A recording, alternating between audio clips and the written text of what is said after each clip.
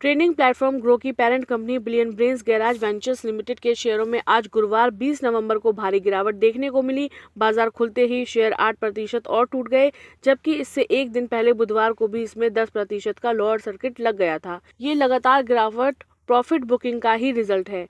Company का share listing के बाद लगातार 5 दिनों तक तेजी से बढ़ा था और अपने इशू प्राइस 100 रुपये से 90% तक ऊपर चला गया था। इतनी बड़ी रैली के बाद बुधवार को पहली बार गिरावट आई है और लोअर सर्किट लगा, जो अब भी जारी है। विशेषज्ञों का मानना है कि इतनी तेज उछाल के बाद यह करेक्शन नेचुरल है और निवेशकों को अब आगे की गिरावट का इंतजार करना चाहिए। बुधवार के सत्र के अंत तक एनएसई पर ग्रो के लिए 1 करोड़ से अधिक शेयरों के pending sell order lower circuit price पर थे, जो निवेशकों के बीच भारी बिकवाली, दबाव और घबराहट को दिखाते हैं। इस बीच बाजार की निगाहें अब कंपनी के तिमाही परिणामों पर टिकी हैं। शुक्रवार 21 नवंबर को ग्रो के लिए लिस्टिंग के बाद यह पहला क्वार्टरली रिजल्ट होगा। यह परिणाम तय करेगा कि स्टॉक में गिरावट जारी है या खरीदारों का विश्वास वापस आएगा। ग्रो के लिए दूसरा बड़ा ट्रिगर 10 दिसंबर को आएगा, जब इसका 1 month share holder lock in खत्म होगा।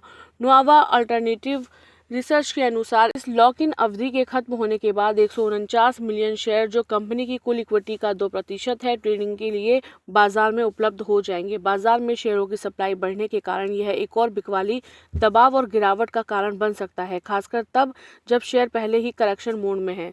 गुरुवार की गिरावट के साथ ग्रो का शेयर मंगलवार के इंट्राडे हाई 193 रुपये से 18% नीचे आ चुका है।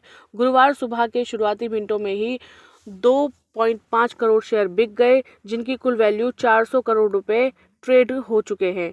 गुरुवार को ग्रो के शेयर 7% गिरकर 157 पर ट्रेड कर रहे थे, तो ग्रो के शेयरों में 8% की और गिरावट आई है, जिससे यह मंगलवार के उच्च स्तर 193 रुपये से 18% नीचे आ गया है। यह गिरावट लगातार मुनाफा वसूली और 1 करोड़ से अधिक पेंडिंग सेल ऑर्डरों के भारी दबाव का परिणाम है।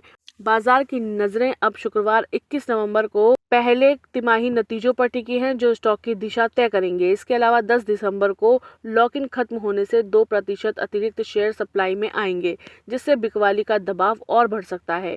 निवेशकों को विशेषज्ञों की सलाह के अनुसार ही तिमाही नतीजों और तकनीकी स्तरों पर ध्यान केंद्रित करना चाहिए।